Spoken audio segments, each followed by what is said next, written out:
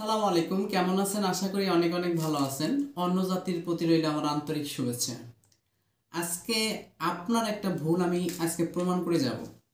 দেখেন, আপনার মেশিনের যদি এই সমস্যাটা থেকে থাকে তাহলে কোম্পানি জাহান্নামে যাক, এটা কোনো প্রশ্ন না। সমস্যা আপনার আপনার সমস্যার কারণে আপনার সেলাই মেশিনের সমস্যা হচ্ছে। এর জন্য আজকে আমি আপনাদেরকে একদম প্রমাণ সহকারে এই 23 সালের মাটিতে আজকে আমি আপনাদেরকে প্রমাণ সহকারে আমি আপনাদেরকে দেখাবো। এখানে আমি 3টা রকমের তেল ব্যবহার করব।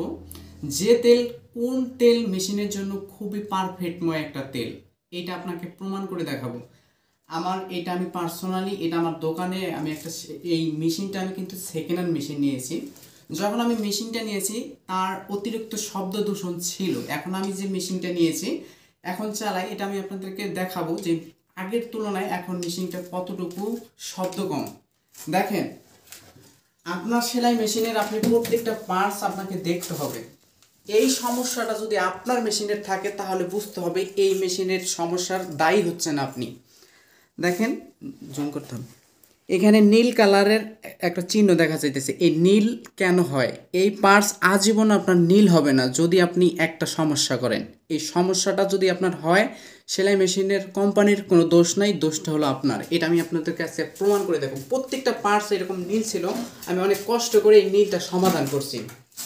তাই যখন আপনি নারকেল তেল ব্যবহার করবেন, বিশেষ করে ঠান্ডার মৌসুমে এই নারকেল তেলটা আপনার অনেক বেশি আঠালো হয়ে যায়, জমাট বেঁধে যায়। প্রত্যেকটা পার্টস যখন আপনার এই তেলটা মেশানো থাকবে তখন প্রত্যেকটা পার্টস এই তেলটা আপনার শুকিয়ে যাবে। ওই শুকানো জায়গাটা শুকাইতে শুকাইতে আপনাদের এই পার্টসটা নীল হয়ে যাবে। আমি এই কথার কারণে এটা যদি না প্রমাণ হয়, জাতির সামনে আর কখনো মুখ ফেস আর দেখাবো না। আপনি প্রতিদিন তেল ব্যবহার করেন, কিন্তু তেল ব্যবহার করলে সেলাই মেশিন শব্দ কমে, কিন্তু আপনার শব্দ কমার থেকে আপনার এটা টিকসই এবং কি শব্দ দূষণ বেশি হবে নেক্সট টাইমে। এটা আমি আপনাদেরকে দেখাতে চলেছি কিভাবে আপনারা এই বিষয়গুলো, খুঁটিনাটিগুলো আপনি ঘরে থেকে সমাধান করবেন। এই তেলটা হচ্ছে এবং এই তেলটা হচ্ছে এবং এই তেলটা, এই 3টা তেল। এটা হলো প্রাশুট তেল, এটা মাথায় ইউজ করে। এটা মেশিনের তেল, এটা মেশিনের জন্য ইউজ করে। এটা হচ্ছে মোবিলের, বলতে আপনি বুঝেন তো। মোবিল কিন্তু যে কাজে ব্যবহার হয়, মেশিনের কাজে যদি আপনি দেন তাহলে কিন্তু আপনার সেলাই মেশিনটা 10 মিনিটের জন্য ভালো চলবে, তারপরে থেকে আপনার শব্দ দূষণ বেশি হবে, এটা আমি গ্যারান্টি। এখন এই তেলগুলো আপনারা কোথায় কিনবেন? সুতার দোকানে। বিশেষ করে আপনারা যখন তেল কিনবেন তখন আপনাকে একটা চেক করতে হবে যে তেলটা ভালো কিনা। আপনি একটু বিষয়টা একটু সেন্টটা একটু করবেন, যে সেন্টটা যদি কেরাসিন তেল এবং কি অন্য অন্য রকম বোঝা যায় তাহলে আপনাকে এই তেলটা ব্যবহার করা যাবে না, এরকম সাদা তেল ব্যবহার করা লাগবে। এখানে যদি নীল নীল ধরনের একটা তেল পাওয়া যায়, এটা ব্যবহার করা যাবে না, কারণ ওটা নিজে থেকেই দোকানদাররা তৈরি করে রাখে। আর এই প্যারাশুট তেলটা আপনি কখনোই ইউজ করবেন না, কারণ যখন আপনাদের ঠান্ডার মৌসুম আসে তখন কিন্তু আপনাদের এই তেলটা, দেখুন এটা কিন্তু জমাট বেঁধে গেছে, এটা কিন্তু বের হবে না।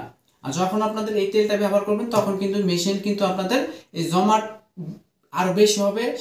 এই দেখুন, এখানে কিন্তু সেলাই মেশিনটা একদম একদম ফ্রি আছে। হ্যাঁ, যখন আপনাদের এই তেলটা আপনারা ব্যবহার করবেন তখন কিন্তু পার্টস পাতিগুলো আপনাদের সব কিছু যখন ঠান্ডা হয়ে যাবে তখন কিন্তু এটা আপনার ঢিকা হয়ে যাবে, মানে জমাট বেঁধে যাবে। জমাটের কারণে পার্টসগুলো আপনি ধীরে ধীরে আপনাদের বড়িচা ধরার সম্ভাবনা থাকে অনেক বেশি। তো এই বিষয়গুলো আপনাকে চেক করতে হবে। চেক করার পরে আপনাদের তেল ব্যবহার করতে হবে।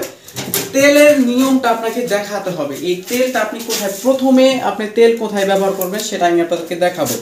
আপনি তেল ব্যবহার করবেন, কিন্তু আপনি সঠিক তেল ব্যবহার না করলে আপনি সেলাই মেশিনের বিপদ আপনি নিজে থেকেই দায়ী। এই 3টা ছিদ্র কোম্পানি থেকে দেওয়া থাকবে। এই ছিদ্রর মধ্যে অধিকাংশ মেশিনের মধ্যে সুতা ধুলাবালি জমাট বেঁধে আমাদের এখানেগুলো ভরে যায়। তো আপনি তেল তো ঠিকই ব্যবহার করবেন, কিন্তু তেল যদি ভিতরে না পৌঁছায় তাহলে কিন্তু শব্দ দূষণ করবে। কিন্তু আপনি এটা চেক করবেন যে এরকম তার কাটা ব্যবহার করে এইভাবে দিবেন, দেওয়ার পরে পরিষ্কার করার পরে আপনাকে তেল ব্যবহার করতে হবে। কিন্তু তেল ব্যবহার করার আগে আপনাকে প্রত্যেকটা মেশিনের পার্টসগুলো একটা ন্যাকড়া দিয়ে ভালোভাবে আপনাকে পরিষ্কার করে নিতে হবে। আপনি যদি ময়লা অবস্থায় তেল ব্যবহার করেন তাহলে ময়লা এবং কি তেল অ্যাডজাস্ট হওয়ার পরে আপনার শব্দ দূষণ বেড়ে যাবে, এটা আমি 100% বলে দিব। এরপরে যখন আপনারা এই 3 জায়গায় ব্যবহার করবেন তারপরে আপনারা এই যে এখানে উঠানামা যে করতেছে, এখানে আপনাকে অবশ্যই তেল দিতে হবে, কিন্তু বেশি তেল যদি দেন তাহলে অতিরিক্ত যখন তেলটা থাকবে তখন আপনি যদি সাদা কাপড় বা কোনো কিছু কাপড় যদি আপনি যতই মুছামুছি করেন না কেন, বেশি তেল দিলে আস্তে আস্তে আস্তে আস্তে ধীরে ধীরে নিচের দিকে যাবে, তখন আপনার সাদা কাপড়ের মধ্যে যখন দাগ ভরে যাবে ওটা আপনি আজীবন ধোয়ার পরে ওই দাগটা আপনি কখনো উঠাতে পারবেন না।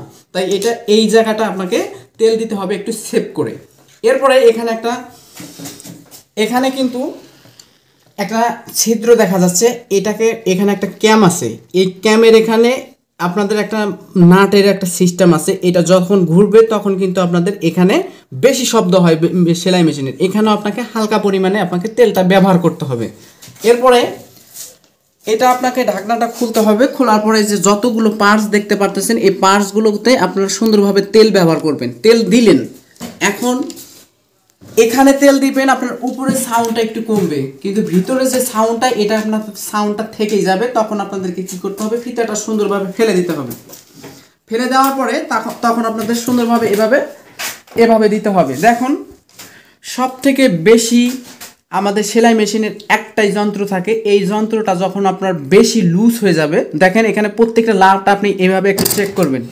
যদি চেক করার পরে যদি দেখেন যে না স্বাভাবিক মতো এই যে স্বাভাবিক মতো আছে, তখন আপনি তেল দিতে পারবেন। যদি স্বাভাবিক না থাকে তাহলে এই যে নাট যদি লুজ হয়ে থাকে একটু হালকা পরিমাণে আপনার টাইট করে নেবেন। নেওয়ার পরে তেল দেওয়ার আগে অবশ্যই আপনাদের ন্যাকড়া দিয়ে পুছে নিতে হবে, কারণ নিচ থেকে এবং কি কাপড়ের যে আয়রনযুক্ত একটা ময়লা থাকে, এই ময়লাটা যখন থাকবে তখন আপনারা যদি তেল ব্যবহার করেন তখন কিন্তু আপনাদের এই পার্টসগুলো দেখবেন যে নীল হয়ে যাবে, কিংবা অল্প দিনের মধ্যে ক্ষয়রোধ সৃষ্টি হবে। তাই আপনি এই তেল ব্যবহার করবেন, করার আগে অবশ্যই ন্যাকড়া দিয়ে পুছে নেবেন। নেওয়ার পরে আপনি একটু চেক করবেন যে কোথায় কোথায় এই পার্টসগুলো আপনাদের আপ ডাউন করতেছে। যখন যেখানে যেখানে আপ ডাউন করবে সেখানে সেখানে আপনারা তেল ব্যবহার করবেন। তেল দেওয়ার পরে আরেকটা বিষয় আমি আপনাদেরকে একদম 100% প্রমাণ সহকারে আমি দেখিয়ে দেব যে এই বিষয়টা যখন আপনি ক্লিয়ার না করবেন তখন আপনার ঘন ঘন সুতা ছিঁড়ে যাবে এবং কি শব্দ বেশি হবে। তার করার আগে আপনাকে এইটা ববিন কেসটা খুলতে হবে। ববিন কেসটা যখন আপনি খুলবেন, এদিকে আসেন ভাই, এখানে ববিন কেসের এখানে যখন আপনার খুলবেন, এখানে দেখতে পারতেছেন কিনা আমি জানি না, এখানে কিন্তু অতিরিক্ত আপনার সব থেকে বেশি ময়লা জমাট হয়ে থাকে। তো এই ময়লা অবস্থায় যদি আপনি তেল ব্যবহার করেন তাহলে কিন্তু এখানে আপনাদের মরিচার দরটা ধরে থাকবে। দেখেন এখানে ময়লা, এখানে যদি আমি তেল দিই, এই তেল আর মরিচার তেল আর এবং কি ময়লাটা যখন আমাদের অ্যাডজাস্ট হবে তখন কিন্তু আমাদের এখানে কিন্তু আমাদের আস্তে আস্তে ক্ষয়রোধ বেশি হবে। আপনাদের এই যে কাপড়টা যে মানে ঠেলে নেয়, এটা কিন্তু আপনাদের আর ঠেলে নিবে না, তখন কিন্তু আপনাদের এটা খেলবে না, তখন কিন্তু আপনাকে চেঞ্জ করতে হবে। তাই চেঞ্জ করার আগে এটা আপনাকে খুলে আপনাকে সুন্দরভাবে ময়লাটা ফেলে দিতে হবে, ঠিক আছে? তারপরে এখানে আপনাকে একটু তেল ব্যবহার করতে হবে। তেল ব্যবহার করার পরে আপনি একটু ঘোরাবেন। ঘোরানোর পরে যখন সব কিছু ফিটিং করবেন, ফিটিং করার সময়তেই যদি আপনি আপনার মূল্যবান যেটা আপনি চালানোর আগে অবশ্যই আপনাকে একটা অন্যরকম মানে যেটা ফেলে দেওয়া ন্যাকড়া, সেটাকে আপনাকে এভাবে দেখুন, এভাবে আপনাকে কিছুক্ষণ চালিয়ে নিতে হবে, কারণ এখানকার যে তেলটা আছে এই তেলটা কিন্তু আপনার অবশ্যই এটার উপর অবশ্যই সুতি কাপড়ের উপরে আপনাকে বসাতে হবে। দেখুন, এটা যদি আপনার পলিস্টার কাপড় হয় তাহলে কিন্তু এটা দেওয়ার থেকে না দেওয়াই ভালো। আপনাকে সুতি কাপড় নিতে হবে, নেওয়ার পরে এভাবে চালাতে হবে। দেখুন এখানে কিন্তু এই যে তেলের অংশটা যদি আপনার সাদা কাপড় হয় এটা কিন্তু আপনার ধোয়ার পরেও কিন্তু এটা যাবে না। তাই আপনাকে তেল দেওয়ার পরে এটা এভাবে কিছুক্ষণ আপনাকে চালিয়ে নিতে হবে।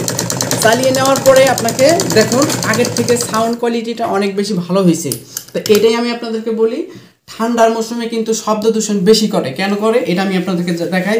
ঠান্ডার মৌসুমে আমরা কিন্তু অনেক সময় মানে তেল ব্যবহার করতে চাই না, মানে এটা আমাদের অলসতার কারণে। তেলগুলো আমাদের নিয়মিত ব্যবহার করতে হবে এবং কি মাসে একদিন যদি পারেন তাহলে আপনাদেরকে আমি আরেকটা সঠিক পরামর্শ দেই।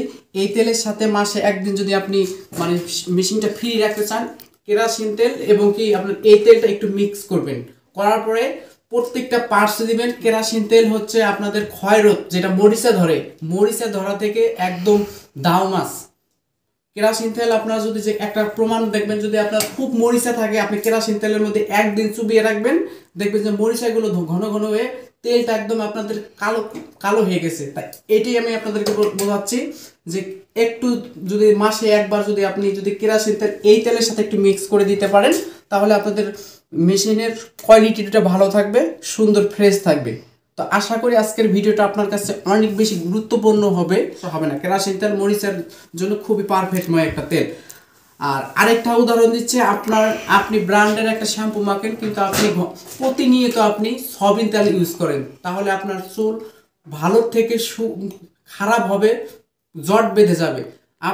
আপনি যদি আপনার মাথার জন্য সঠিক তেল ব্যবহার করেন, তাহলে আপনি মিশিংয়ের জন্য সঠিক তেলটা ব্যবহার করতে আপনার সমস্যা কোথায়? আমার প্রশ্ন থাকলো একটা, নীল পার্টসগুলো আপনি প্রতিনিয়ত আপনার এই তেল ব্যবহার করবেন, মাসে একদিন করে কেরাসিন তেল দিয়ে একটু ভালো করে ম্যাচিং করে একটু ঘষাঘষি করবেন, দেখবেন যে আপনাদের পার্টসগুলো একদম ফর্সা, 25 বছরের মেশিনও আপনাদের পার্টসগুলো ফর্সা ফর্সা থাকবে। স্টার্ট। আসসালামু আলাইকুম, কেমন আছেন? আশা করি অনেক অনেক ভালো আছেন। অন্য জাতির প্রতি রইল আমার আন্তরিক শুভেচ্ছা। আমি কি কই এমনি নতুন ব্যক্তি আসা যাবে। হ্যাঁ, ওহো, মেন মাল পাতি তো নাই।